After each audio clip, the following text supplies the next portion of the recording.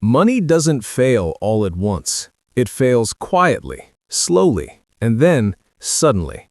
Right now, something deeply unsettling is happening inside the American financial system.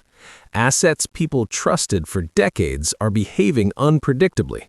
Silver and gold, symbols of stability, are swinging violently. Markets react not with confidence, but with anxiety. And ordinary people are left asking a dangerous question: does money even mean what it used to? This isn't just another market correction. It's not a temporary dip. It's a reflection of a system losing its psychological foundation.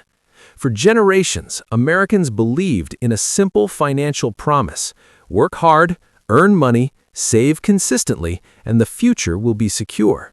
That promise shaped behavior, culture, and identity. But today, that belief feels increasingly detached from reality. Inflation erodes savings faster than wages can grow. Debt replaces security. Housing becomes unreachable, and investments feel less like long-term planning and more like gambling.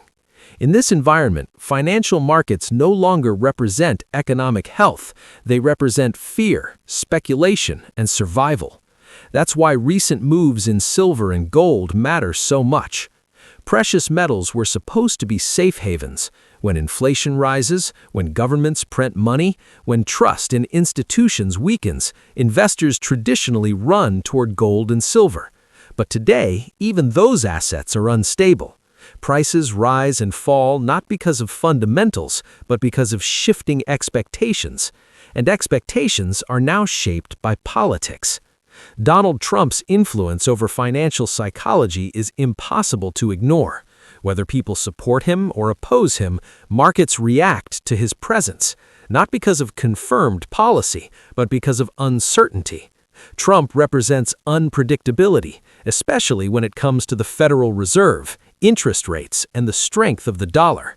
Markets don't wait for actions. They react to anticipation. Every hint of tighter monetary control, every signal of pressure on the Fed, every narrative suggesting a stronger dollar forces investors to reposition. And when expectations shift toward higher interest rates or reduced inflation fear, assets like gold and silver lose their appeal.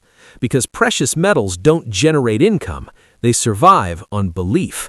Once belief weakens, selling accelerates. This is why silver's recent volatility feels sudden. Large institutions adjust first, algorithms follow instantly, retail investors react last, often after losses have already occurred.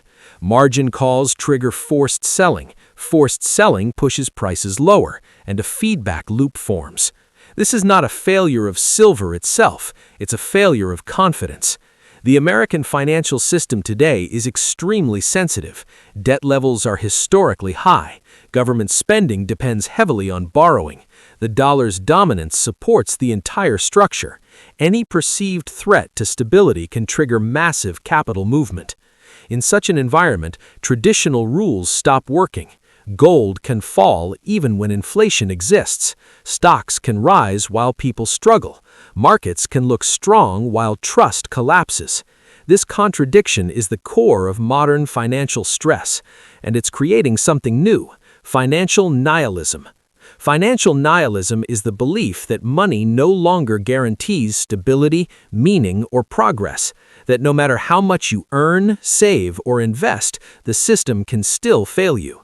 It's a quiet psychological shift, but a powerful one. When people lose faith